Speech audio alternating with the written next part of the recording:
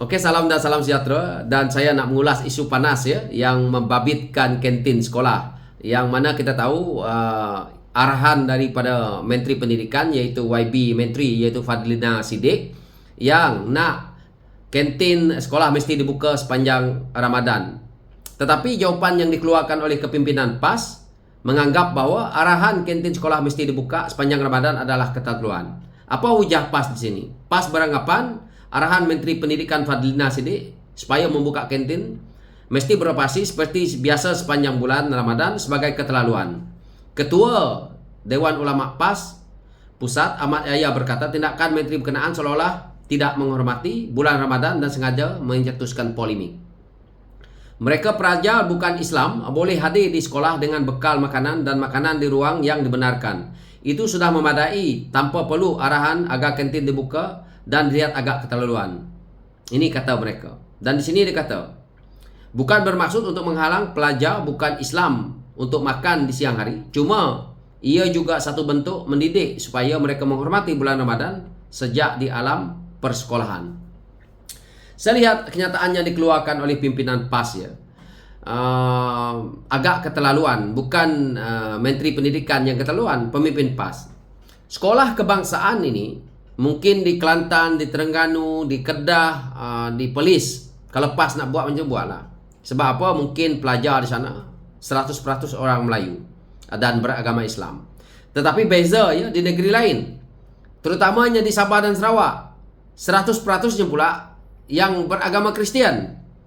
Jadi arahan suruh buka ini pada saya tidak ada salah lakunya ataupun tidak juga melanggar peraturan dan tidak juga saya kata keterlaluan, kerana pelajar-pelajar Islam contohnya yang beragama Islam, mereka faham bahawa mereka puasa, dan jika didikan daripada keluarga itu betul, keluarganya bagus, maka dia akan berpuasa.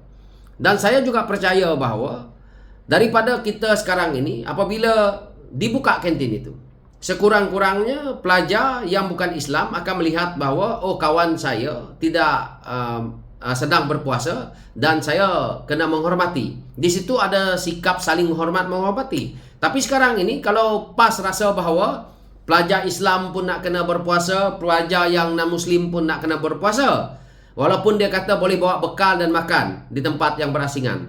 Ini sudah kita nampak diskriminasi. Ini sikap PAS. PAS ini cuba mengongkong kaum lain dengan cara halus. Jadi kalau PAS jadi kerajaan dengan sikap begini, saya rasa Malaysia ini rosaklah. Keharmonian kaum akan rosak disebabkan oleh pimpinan PAS. Sekarang ini kita tengok, mereka cuba menghalang daripada Menteri Pendidikan untuk membuka kantin.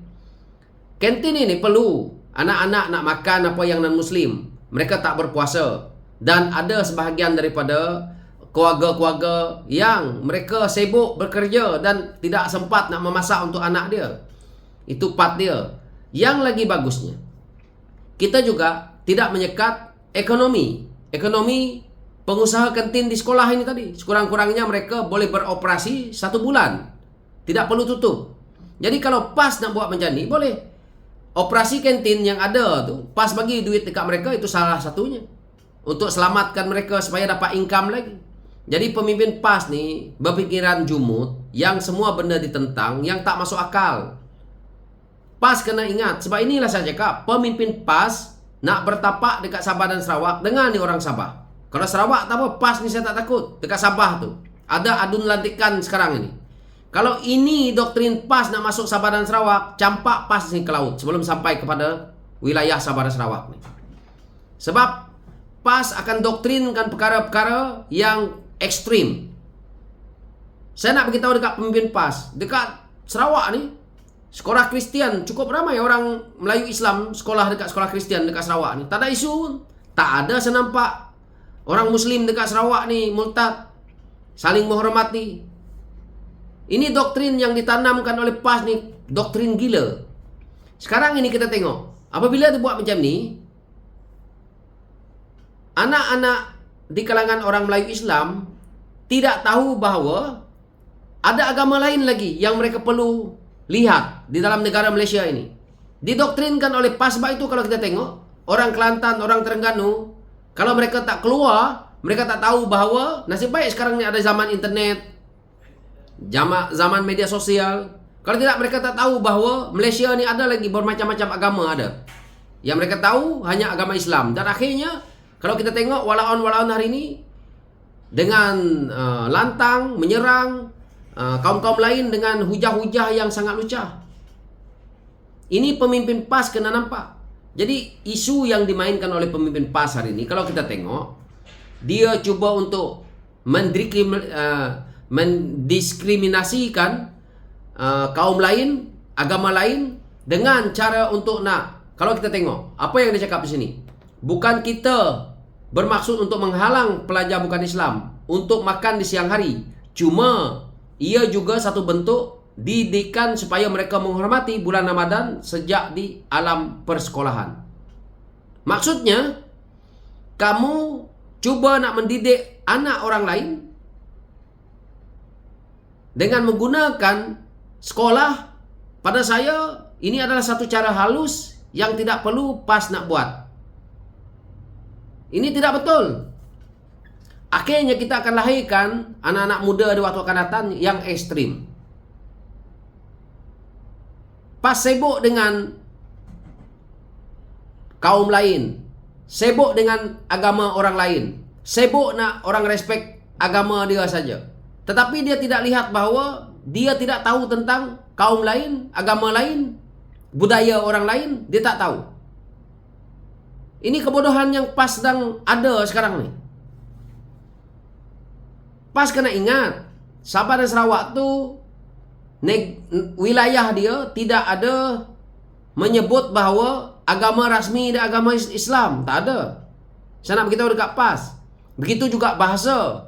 Bahasa rasmi Sabah dan Sarawak adalah bahasa Inggeris. Jadi kami di sini